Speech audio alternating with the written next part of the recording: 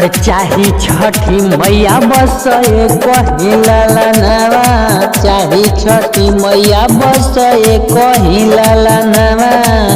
करी बरत तोहार मानी शरत हमार, सब मांगे तोहरा से दुनिया जहानवा। चाही छठी मैया बस एक ही ललनवा।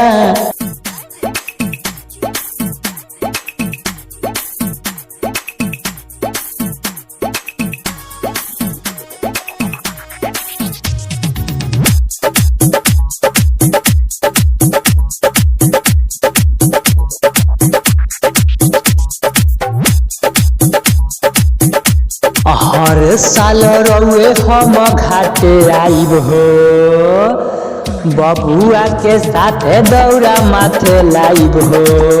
हर साल रउरे हम घाटे आइब हो, बबुआ के साथे दौरा माथे लाइब हो।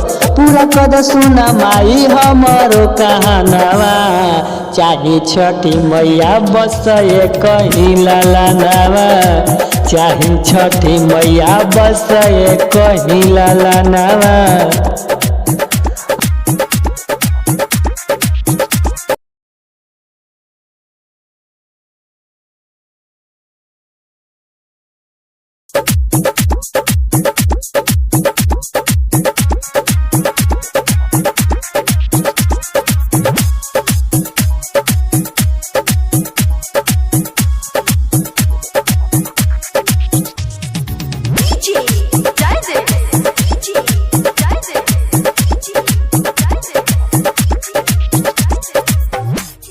आया चारा पसारल बझिनियानु हो, कब माई बसैबू हमर दुनियानु हो।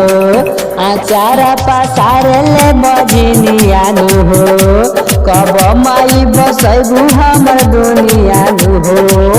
घाटे रंगीला पंकज से गवाई भजनवा, चाही छठी मैया बस एक ही ललनवा। चाही छठी मैया बस